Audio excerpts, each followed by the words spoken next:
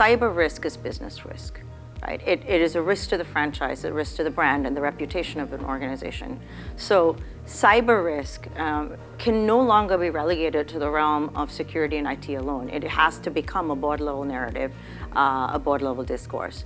And so as such, boards of directors have, as they always have, a fiduciary responsibility to the management teams that they guide, and cyber risk needs to be part of that board agenda.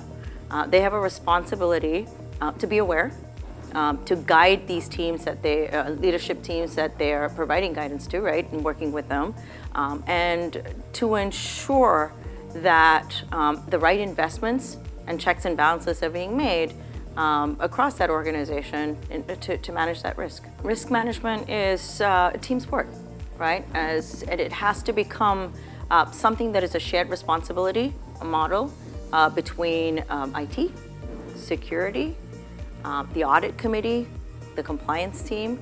So really looking at the realm of security, privacy, risk, and compliance as an overall landscape, and really having a shared responsibility model so that the right reporting lines exist within the organization, the right checks and balances exist within the organization in order to do that.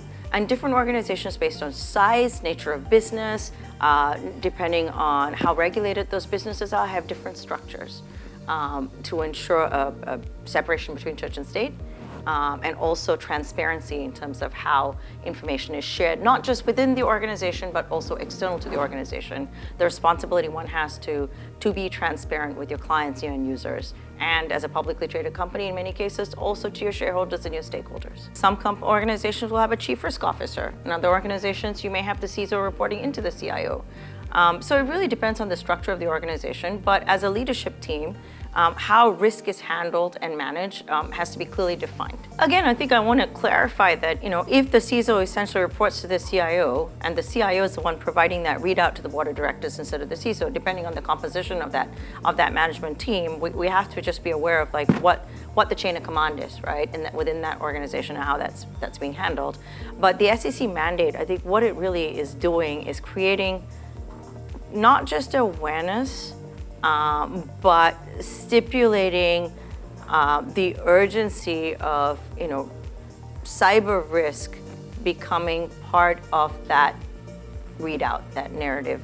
That means if you look at the composition of the board, and most boards have a comp committee, they'll have an audit committee. We really need to start thinking about a cyber risk committee to ensure that you've got the right folks on the board of directors and the leadership team and the sub-teams and the operational teams that are responsible for various parts of the operations of this organization, providing kind of that readout and the right investments are being made.